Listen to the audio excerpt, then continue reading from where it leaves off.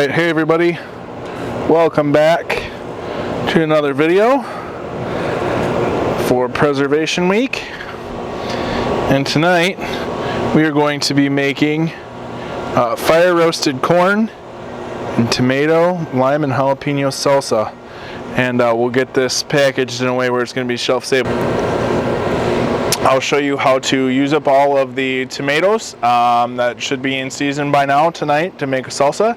And stay tuned, more to come. Alright, so sorry for the background noise. I've got my jars sanitizing right now.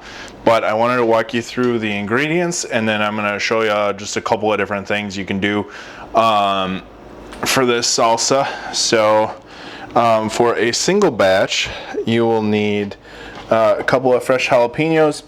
I like peppery salsa, so I like peppery salsa. So I've got some banana peppers from my garden last year and some of my bigger jalapenos from my garden last year.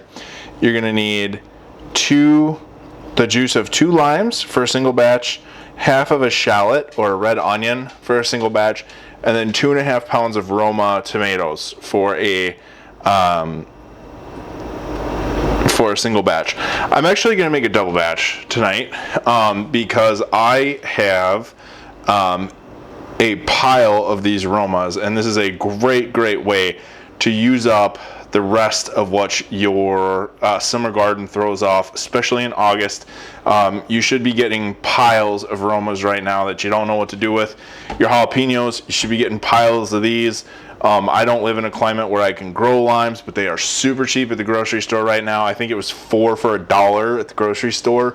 A shallot, and then I gotta grab some cilantro, but it's a 1/4 cup of cilantro for a single batch. Again, I'm making a double batch, so it's gonna be a 1/2 cup.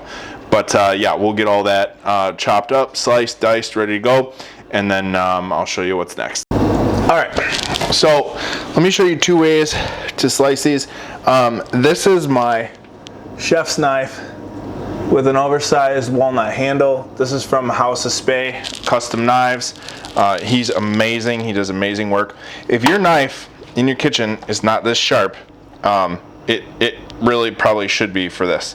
So let me show you a couple things. Unlike when we are slicing these for like just a regular sauce application, we don't want to lose any of this juice, right? Because that's where our salsa flavor comes from. So I am going to cut this tomato, okay, into these strips all the way down to the butt end of this fruit, okay? All right, now I can just slice across the top here,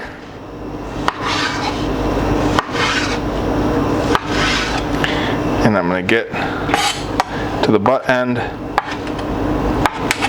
and I am going to end up with fairly uniform chunks of tomato, and that's great. If you don't have a sharp knife like this, let me show you another trick here. Okay, if your knife's not sharp like that, this is the only time my wife hates me for this. I am a huge advocate of using the right knife for the right application. This is a serrated bread knife, okay? There's no reason for me to use this for anything other than bread and tomatoes, because this serrated knife will let you cut a lot better if your single or your straight edge knife isn't sharp enough to go through the skin. Okay? And then we're just going to saw this into the size chunks we want. And then we will scoop all of this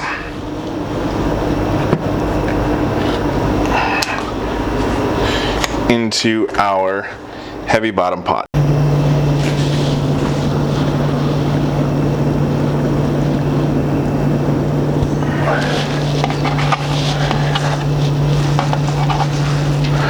So if you've never seen how to chop herbs before, the tighter you pinch this down together, the easier it's going to be to chop. Now you can hear some of that breaking up. It's because as far up as the leaves grow, that's how far up I am willing to take the stems. Some people don't want to take it quite. You know, some people would prefer to just pick the stems off or the leaves off the stems, and that's fine.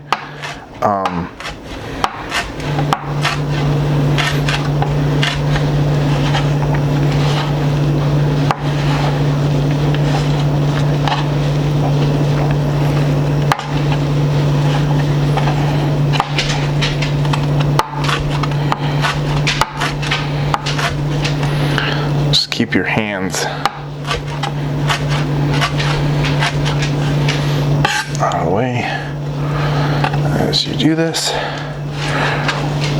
I actually decided I didn't have quite enough peppers to make a double batch, so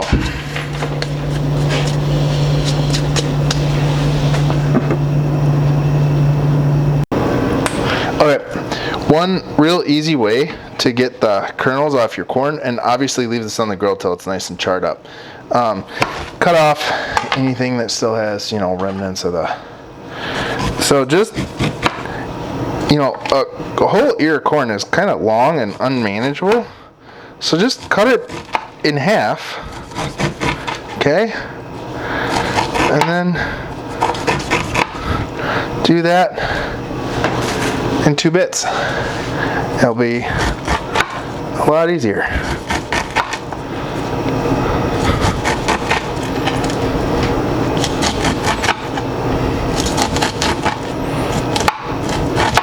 There we go.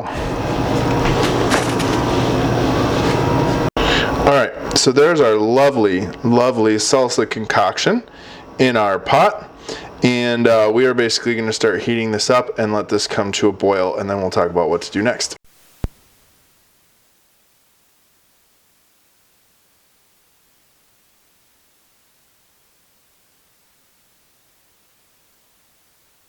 Okay, so our water bath is at the right temp. It's at 180, and we are going to get our salsa ladled into our jars.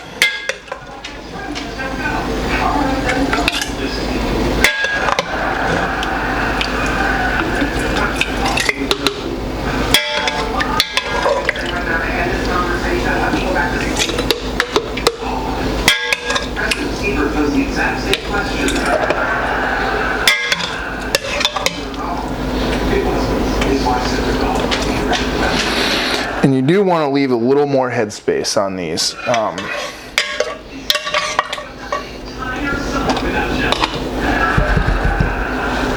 About a 1/2 inch to 1 inch.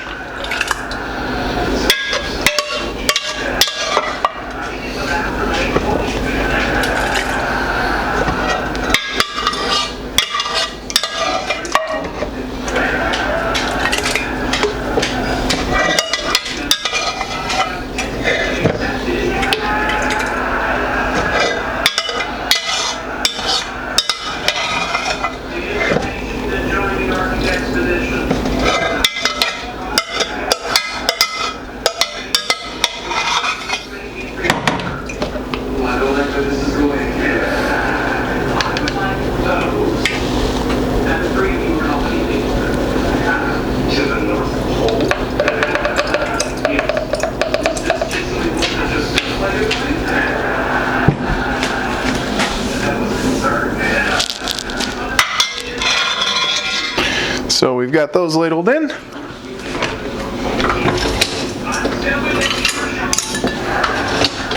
And grab our lids. Our rings finger tight.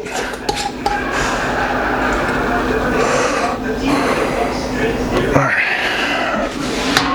And then these are going to go in here. And these are going to stay in for 15 minutes. And that is going to get us up to the right temp to make sure that they're safely canned. One thing about this recipe that I really like is that the reason it works is because of the lime juice. We don't use any vinegar in this recipe, and that leaves you with a much fresher tasting salsa and not so much of like a pickled salsa flavor. So once these come out, I'll show you the final product, and all right, there it is, the finished product. Giving it this extra headspace just really helps it seal up all the way. We can see that our lids have sealed by the dent there, and that means that these will be shelf stable for about a year and a half. So I hope you guys like this video. I hope you're enjoying Preservation Week, and until next time, tight lines, tight chains, shoot straight.